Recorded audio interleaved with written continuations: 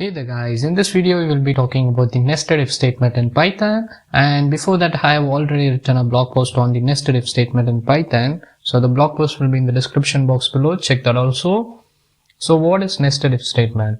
So basically the nesting more if and else statement inside the if statement is called the nested if statement. So let me go to the examples. We will directly go to the examples. So I'm just copying this particular example and paste it in Thorny IDE.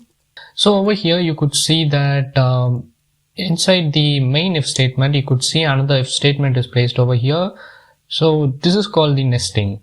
Okay guys, so only if the main if statement is correct, then the nested if statement will be printed out. Okay, so I'm just going to print this program.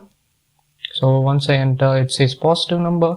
So let's ask the user to enter the value. So I'm just entering number is equal to integer input, and please enter value. Okay guys, now if I run this program, you could see it is asking for any value. So I'm just entering 22. It says it is positive number. So what it does is, this is correct. So it says that greater than or equal to 0, then it will go with these things. That is the nested if and else statement. If it is minus, the number goes in minus, then it will be going with the negative number. So for example, I'm just entering -1. So it says the negative number.